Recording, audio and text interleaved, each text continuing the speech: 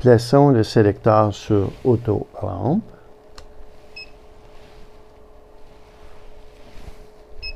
Assurons-nous d'avoir 10 mA. Ajustons l'angle de phase à 0 degré. On appuie sur 7 une fois, 7 une deuxième fois. On appuie sur la flèche vers le bas pour aller sélectionner l'angle à 0 degré. On appuie sur Enter. On s'assure qu'on n'est pas en mode sélectif. C'est bon là-dessus. Et on est à la position Auto-Ramp.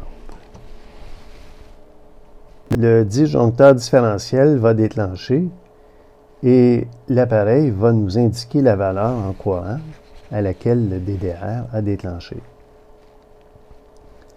Si le courant de déclenchement était supérieur au courant résiduel nominal du DDR, l'alarme sonnera.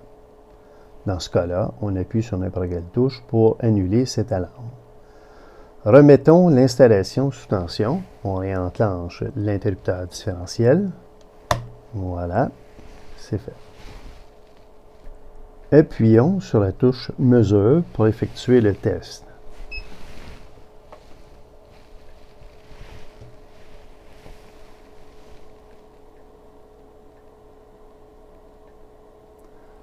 On voit une progression en courant.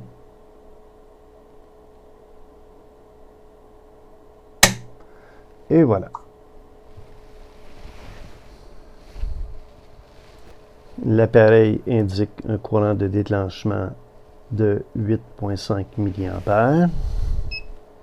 En appuyant sur Display, on va à l'affichage secondaire qui indique un temps de déclenchement de 23 millisecondes. Et on voit apparaître ici la valeur 0,1 volts.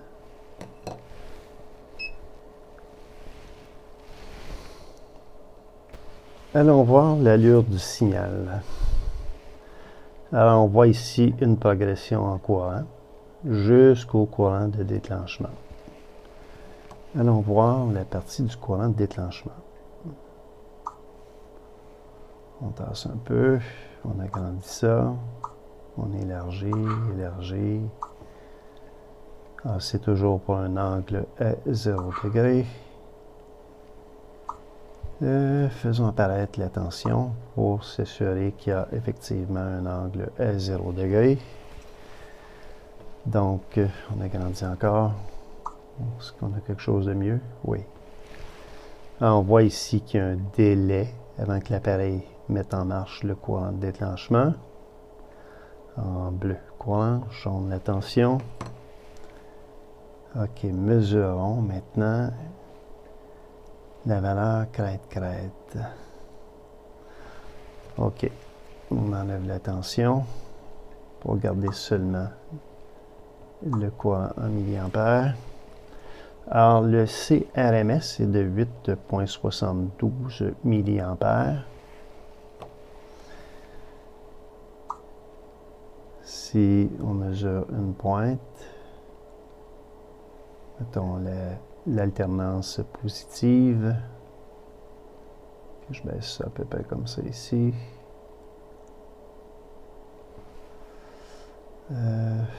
Y2, je l'approche à 0. Encore un peu. Et voilà. Donc, Y1, Y2, pour un delta Y de 12 mA. 12 multiplié par 0,707, ce qui donne 8,48 mA. Bon. Dans le coin supérieur droit, on voit apparaître l'appareil indique 8,5 mA. Donc, c'est bon. Allons voir maintenant le temps. Si je reviens à la fonction display, 23 millisecondes. Dans le coin supérieur droit, 23 millisecondes. Allons voir ce que nous dit la lecture à l'oscilloscope. Ma compréhension, je vais enlever l'alternance, les curseurs, comme ça. Alors, si je m'en viens ici, Donc, ma compréhension, c'est que le courant débute à la position X1 et se termine à la position X2, totalisant un différentiel delta X de 23,96 millisecondes. Ouais, c'est approximatif ici, là. Donc, avec la valeur en haut à droite, 23 millisecondes, 23,96, c'est pas mal proche. C'est pas mal proche. Donc, c'est correct pour ça. Allons voir le délai. On fait réapparaître la tension. On agrandit. On s'assure de bien superposer du mieux qu'on peut l'allure du signal en tension par rapport au courant. Je peux-tu baisser une petite affaire? Approximativement. On tasse un peu. On agrandit. Mes compréhensions. J'amène. Bon, mettons que je passe ça ici. Puis que j'amène ça là comme ça. Approximativement. Donc, ce qu'on voit apparaître ici, c'est un delta X de 2,17 millisecondes. Donc, il y a 2,17 millisecondes lorsque l'angle 0 est détecté par l'appareil. Celui-ci met un délai avant d'amorcer le courant de déclenchement à 2,17 millisecondes.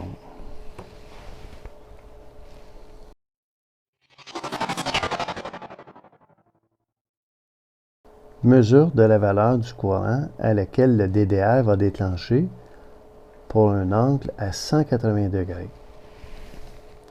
Donc, on met la lumière, on appuie sur 7 une fois, 7 une deuxième fois, et allons chercher un angle de 180 degrés. Donc, il y a 180 degrés, on appuie sur Enter pour sélectionner. Alors, toujours à la position auto-rampe. L'interrupteur différentiel va déclencher et l'appareil va nous indiquer la valeur en courant à laquelle le DDR a déclenché. Évidemment, si le courant de déclenchement est supérieur au courant résiduel nominal du DDR, l'alarme sonnera. Dans ce cas-là, on appuie sur n'importe quelle touche pour annuler cette alarme. Appuyons sur la touche mesure pour effectuer le test. Juste avant, très important, si la tension peut être détectée, l'appareil donne un bip pour informer qu'il n'y a pas de tension. Donc, on réenclenche l'interrupteur différentiel et on appuie sur mesure pour lancer le test. C'est parti.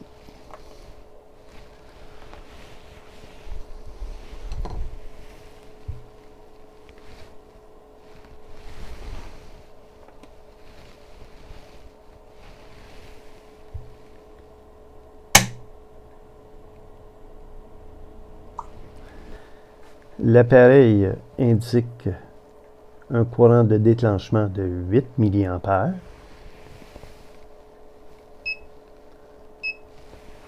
et l'appareil indique un temps de déclenchement de 14,7 mA, toujours pour un angle à 180 degrés. Allons voir ça à l'oscilloscope. Alors, l'allure du signal, on voit la progression en courant. La partie qui nous intéresse, c'est le courant de déclenchement.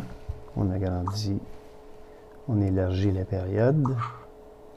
Encore, encore et encore. Encore une fois. Comme ça. On fait apparaître la tension. Donc, on voit ici qu'il y a un décalage à 180 degrés. Allons mesurer le temps de déclenchement. Si je tasse ça comme ça ici, je viens vis-à-vis comme ça. On avance. Ma compréhension, c'est que le courant s'est coupé ici. À peu près, approximativement.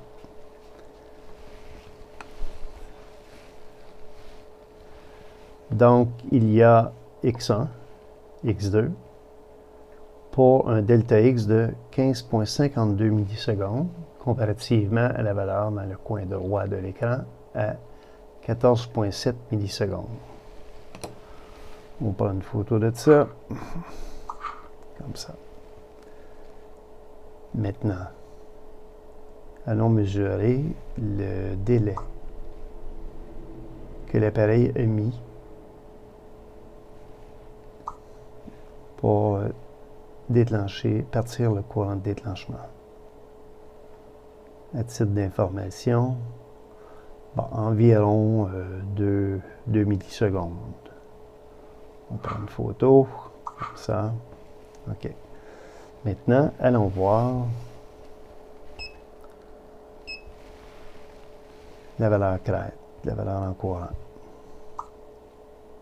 Le courant de déclenchement est de combien? Ce que je vais faire, je vais faire disparaître la tension à l'écran. Encore une fois. Allons chercher les curseurs qui nous donnent la valeur pointe-pointe. OK. Débutons par l'alternance positive. Il y a 12 mA, donc 12 mA, multiplié par 0,707, ce qui donne 8,48 mA, comparativement à la valeur dans le coin droit de l'écran, qui était 8 mA. Donc, c'est correct. Si on prend la valeur crête,